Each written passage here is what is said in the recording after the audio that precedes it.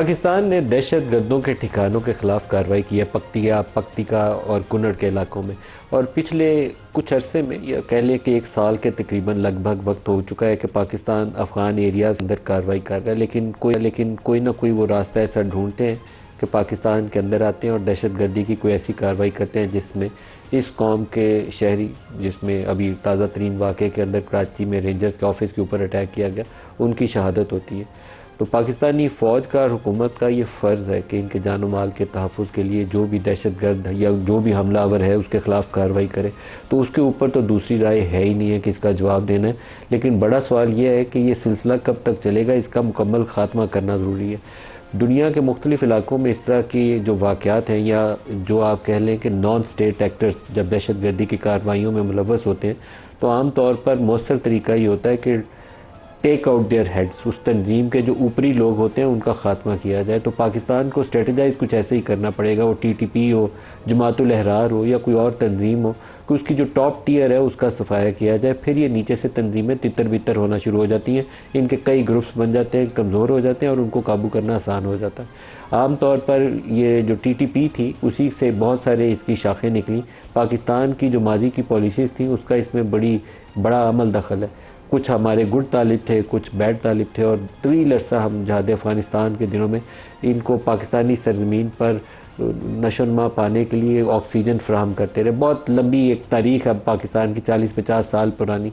लेकिन फिर ये जो कुछ होता है ये नॉन स्टेट एक्टर्स के साथ, वही कुछ इन तंजीमों के साथ भी हुआ। ये हायर्ड असैसिन्स है, जो ज़्यादा पैसा देता है वो इनको हायर कर लेता है। कभी हम इनको जहादी कह के गले लगाते थे, फिर यही जहादी दहशत गर्द बन गए।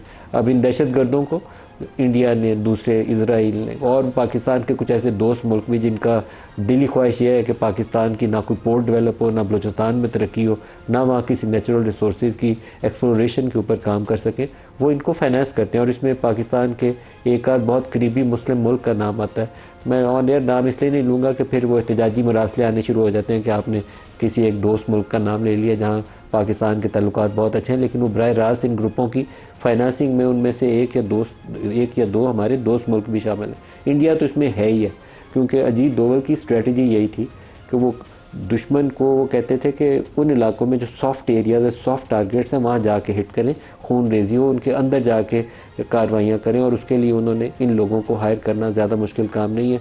यूएई में बैठे हुए इनको वो हायर कर लेते हैं। लाहौर के अंदर कुछ असैसिनेशन पंजाब में ऐसी हुई थी कि यूएई में बैठ के इंडियन एजेंट्स ने उनको हायर किया और असैसिनेशन लाहौर में या पंजाब के मुख्तलिफ इलाकों में कैरी आउट की गई। तो पाकिस्तानी रियासत ने कार्रवाई जो की है वो दुरुस्त इक़दाम है, लेकिन इससे जामे एक प्रोग्राम चाहिए ताकि ये सिलसिला रोका जा सके। जिन मुल्कों में इस तरह के वाक़यात होते हैं वहाँ पे आप फ़ॉरेन इन्वेस्टमेंट की तवक्को नहीं कर सकते, वहाँ आपकी इकॉनमी भी मौसर तरीके से आगे तरक्की के रास्ते पर माइल नहीं हो सकती। तो आपको एक कम्प्रिहेंसिव प्लान की ज़रूरत है कि जहाँ ये दहशत गर्दी का वाक़या हो उसका मुकम्मल ख़ात्मा यकीनी बनाया जाए। लेकिन एक साथ शर्त ये भी होनी चाहिए कि फिर हम किसी अच्छे और बुरे तालिब को दोबारा पालना ना शुरू कर दें। हमने 50-60 साल बहुत इस कौम के साथ ज़्यादती की है। कभी हमें अंदर देखना भी चाहिए कि हमने किया क्या था जिसके नतीजे में ये ग्रुप यहाँ पैदा किए हमने। अमेरिकी डॉलरों के साथ फाइनेंसिंग होती रही इस जहाद की। ये जो अरब मुजाहिद बहुत ज़्यादा इस इलाकों में आ गए थे, उनको CIA फाइनेंस करके रिक्रूट करके पाकिस्तानी इलाकों में लाई थी। उसामा बिन लादेन को पाकिस्तान नहीं था लाया, या अहमद ज़वाहिरी को पाकिस्तान नहीं था लाया, ये खुद CIA वाले लाए थे। लेकिन हमारी बेवकूफ़ी ये है कि हमने अपनी सरजमीन को लॉन्च पैड के तौर पर इस्तेमाल होने दिया, जिसकी आज हम सज़ा भुगत रहे। रेडिकलाइज होगी सोसाइटी, मॉडरेट सोसाइटी थी पाकिस्तानी, लेकिन हमने उसको रेडिकलाइज खुद कर दिया। अब उस रेडिकलाइज सोसाइटी को कहते हैं दोबारा मॉडरेट करना है। तो ये स्विच ऑन और स्विच ऑफ करने का कोई बटन तो है नहीं कि आप करेंगे। 25-30 साल में एक फसल आपने तैयार की तो अगले 25-30 साल में वो फसल काटनी पड़ती है।